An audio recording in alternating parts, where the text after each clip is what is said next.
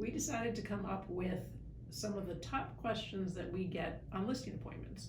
So we've come up with 4 of the top questions we get from sellers when we're sitting across the table, getting them ready to list their house. I'm Linda Arpino with the Pozerycki Arpino Realty Team. I am Bill Pozerycki with the Pozerycki Arpino Realty Team. And I will take the first question. Should I stage my house? That comes up a lot. So my quick answer is yes. Next question. So seriously, the answer would be yes. Staging offers a lot for your house. So it is a way to declutter it, to depersonalize it. So you want to take all of your personality out of the house. So that way the buyer can see themselves in there. Furniture placement's a big thing because you can start to, someone can see how to flow through your house better. It opens spaces up. It gives spaces scale. So you just have the right amount of furniture and not too much. And that makes a room actually look bigger.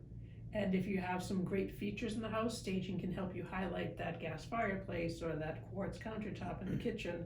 And on the reverse, if you have some things that you don't want to highlight, you can do some work with staging to kind of bring your eye away from those things.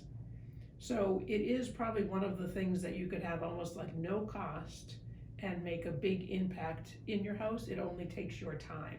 When we're doing a listing, when we take it, we do have our own professional stagers that come in at our expense, and they'll go room to room, and they'll do a very detailed plan for you of exactly what to do in each room. Next question we get a lot is, should I have an open house? There are pros and cons to both. The first thing that you want to consider is, can your location handle an open house? And what I mean by that is, you want maybe a small street where if somebody's attending that open house and there's a lot of cars coming down that street, is that going to be negative for a buyer that they may not want to have an interest in your house because of that? Do you have a long kind of windy driveway that goes up to your house where people, when they're coming, they can't really park on the street, they don't want to walk all the way up the driveway, and now you have a lot of cars going back and forth? Could that be a potential negative for that particular buyer? Again, there are pros and cons. A nice, busy open house can put urgency into the mind of a buyer, and they're thinking, oh, look at all these people here, I can tell they like it, I can hear them talking to each other, I gotta put an offer to make it a really, really good offer.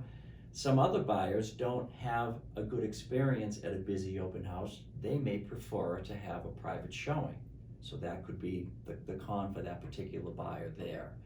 So when we were asked that question, we're gonna go through all of these with you to find out, is it a good idea to have that open house or not have that open house? The bottom line is the open house, it's convenient for the buyer, and that's great. It doesn't necessarily sell your house to have an open house. If a buyer is really interested, they're gonna set an appointment, they're gonna call their broker and set an appointment and go and see that house. So having an open house or not, every house is a little bit different, and we'll go over all the pros and cons with you. My next question is, should I do updating to the house? So, like when I mentioned the countertops in the kitchen, maybe you have the 1980 countertops that, when you bought the house, that are still there. And oftentimes people say, well, I don't want to pick something because what if the buyer doesn't like it? So if you have the budget to do it, then the updates are a good idea, because oftentimes a buyer doesn't want to do projects.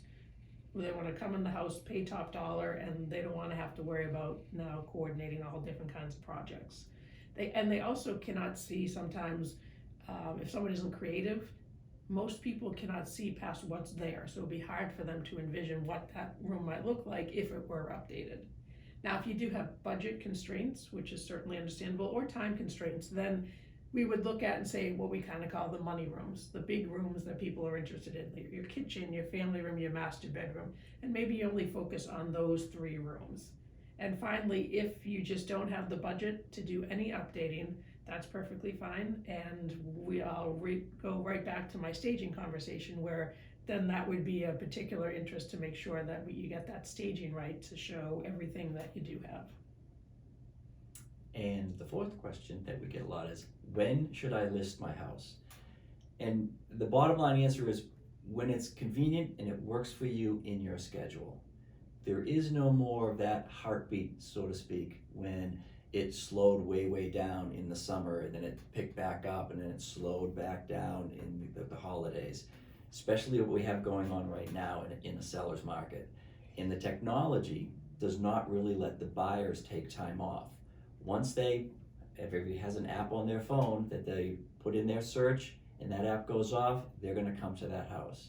So the best time to list your house is really when it works for you, especially in this market. It has to work. So those are our 4 questions that we came up with that we often get when we're on a listing appointment ourselves. If you have any other questions, feel free to reach out and we are happy to answer them. And don't forget to like our Facebook business page and subscribe to our YouTube channel, as we'll do more of these videos. Thanks for watching. Bye, everybody.